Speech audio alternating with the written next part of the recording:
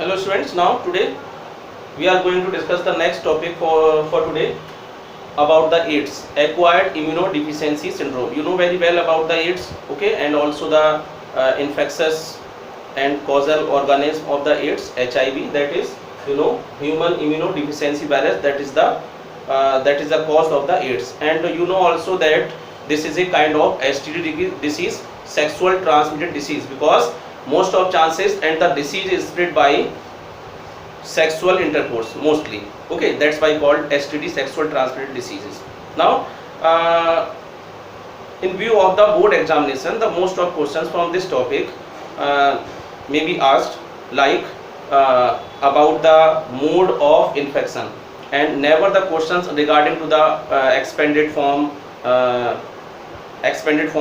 या cause of the AIDS, because everyone mostly known about the causal organism and also the AIDS, the expanded form also.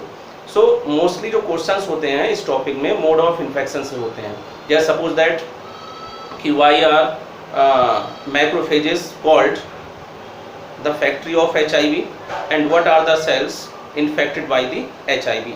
So these are the most of the question, also the mechanisms and also the enzyme that will be helpful in spreading the HIV virus. HIV virus के infection को या HIV virus के spread होने में कौन से enzymes का role play होता है, and name any retrovirus and why are the called viruses retrovirus. Okay, so these are so many questions, 1 or 2 marks have been asked from this topic, and also the questions may be asked that you have been asked to write about, to describe, to represent a diagrammatic representation about the HIV infection. Okay, so we are going to discuss about the mode of HIV infection.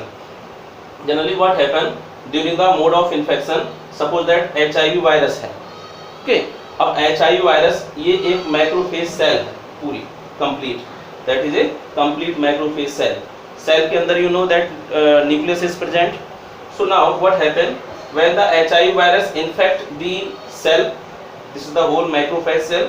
Remember, the cells which is infected by the HIV are macrophages, or you can say Th or T4 lymphocytes.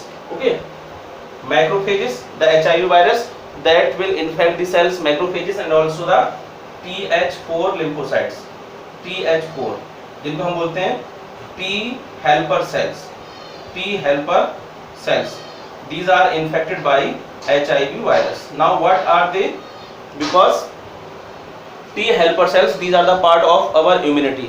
हमारी immunity को mount करने के लिए बहुत सारी cells होती हैं, and you have studied also about before, like B lymphocytes, T lymphocytes. तो T lymphocytes it mean T4, Th4 T helper cells are the kind of the T lymphocytes or T cells that will make a major part of our immunity, and that will induce the whole immune system. That's why called T helper cells. T helper cells क्या होती हैं?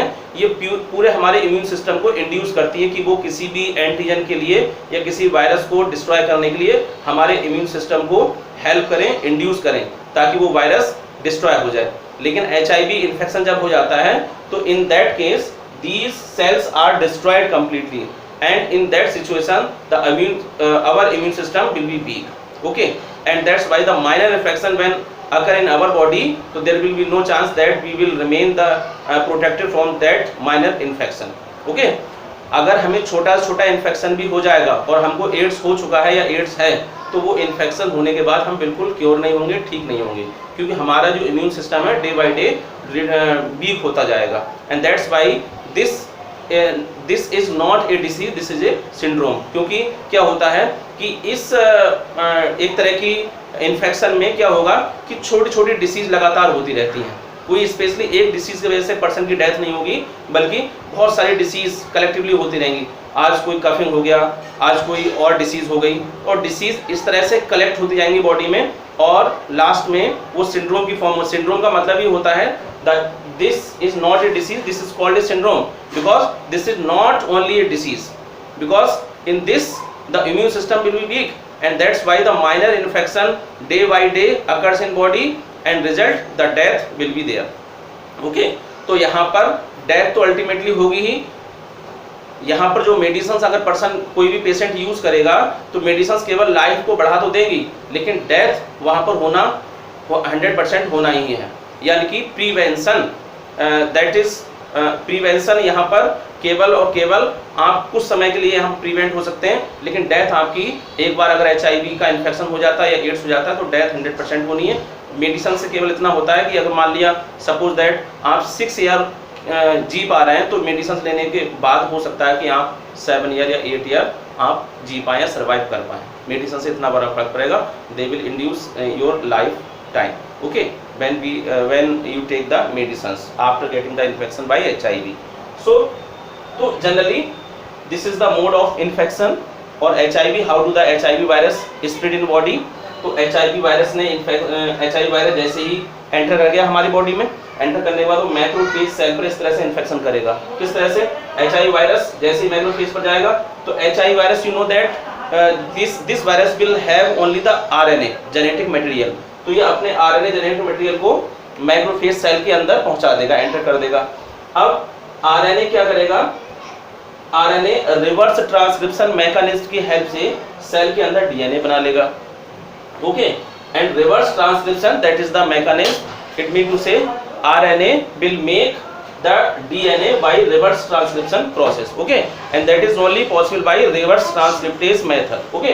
तो reverse transcriptase method, that is the enzyme in presence of the reverse transcriptase, the RNA will make the DNA. So when the RNA will make the DNA, that process is called the reverse transcription, and that will be occur only in presence of enzyme called reverse transcriptase, okay, and that's why the HIV is called retrovirus, because of having the mechanism of reverse transcription, okay. HIV को हम retrovirus बोलते हैं because of having the reverse transcription mechanism, and this mechanism will helpful in this mechanism will helpful in multiplication of HIV very speedily, okay, बहुत ज़्यादा speed में HIV अपनी संख्या को बढ़ाते हैं, that is only the mechanism reverse transcription.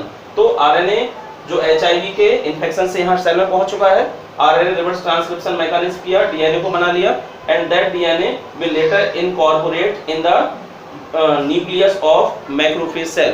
ये DNA क्या करेगा? अब न्यूक्लियस में एंटर कर जाएगा, और न्यूक्लियस जो सेल का न्यूक्लियस है उसमें यू नो कि न्यूक्लियस के अंदर DNA प्रेजेंट होगा, तो उस DNA को अपने अकॉर्डिंग मॉडिफाई कर लेगा। किसके DNA को? सेल के DNA को, यानी कि जो नॉर्मल फंक्शन है सेल के, वो सेल का जो DNA है वो नॉर्मल फंक्शन अब नहीं करेगा, वो क्या होगा? वो एक तरह से वायरस का जो DNA है वो उसको अपने अंडर में कर लेगा, और जिस तरह से वो इंस्ट्रक्शन देगा, इसका जो HIV का DNA है जिस तरह से इंस्ट्रक्शन देगा वो सेल का न्यूक्लियस का DNA उसी तरह से फंक्शन करेगा। यानी कि नॉर्मली जो सेल फंक्शन करती है, यू नो कि DNA के अकॉर्डिंग फंक्शन करती है, DNA is the brain, nucleus the brain of the cell. तो जैसा सेल का न्यूक्लियस फंक्शन करेगा, जैसा इंस्ट्रक्शन देगा, वैसे ही सेल फंक्शन करती है। तो यहाँ पर जो DNA है वो यहाँ पर कंट्रोल हो जाएगा इस वायरस के DNA से। तो फिर बाद में क्या होगा कि DNA will later form the RNA again and the process called the transcription. जैसे ही DNA पर इनकॉर्पोरेशन हो जाएगा तो जो DNA सेल का DNA है वो DNA RNA को बना लेगा, और जब RNA बन गया, DNA से RNA बनने की जो प्रोसेस होती है that is called the transcription. तो DNA will form the RNA by transcription mode, transcription process, that process called the transcription when the DNA normally form the RNA, and that RNA will be of virus, HIV virus. अब ये virus का RNA बन गया, cell के अंदर बन गया virus का RNA। अब वायरस का RNA सेल के अंदर बन गया, and this viral RNA will produce new HIV virus inside the cell in large number, in more number. So more and more number will be produced of HIV new viruses by viral RNA when formed by transcription of DNA of the cell of nucleus, okay. तो जब RNA यहाँ बन गया है virus का, तो ये RNA क्या करेगा? अब नए से नए HIV वायरस को बना शुरू कर देगा, and that's why the macrophage is called factory of HIV. The most important question, many times this question have been asked in your examination, that why are macrophages called HIV? Because the HIV produced in more number after getting infection the macrophages, okay.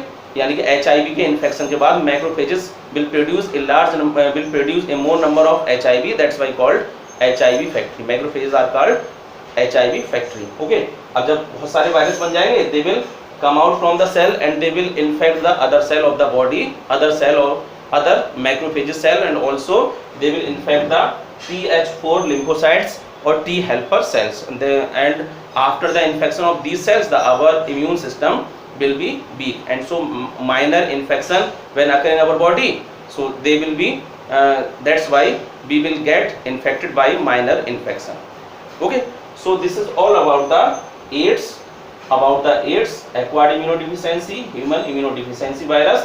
So most of questions from this topic, like why are macrophages called HIV factory, name the enzyme present in HIV, what is the mode of the infection, and when the RNA will form the DNA inside the macrophages, and what process would you give the term when RNA convert or modified into the DNA into the macrophages. So these so many questions of 1 marks or 2 marks, so you must have to remember that what enzyme will be present in HIV, reverse transcriptase enzyme, and what is the reverse transcription. So these are the different questions, and what cells are infected by HIV. Okay, so this is all about the description of AIDS. If you have any confusion, then you can discuss with me. Thank you.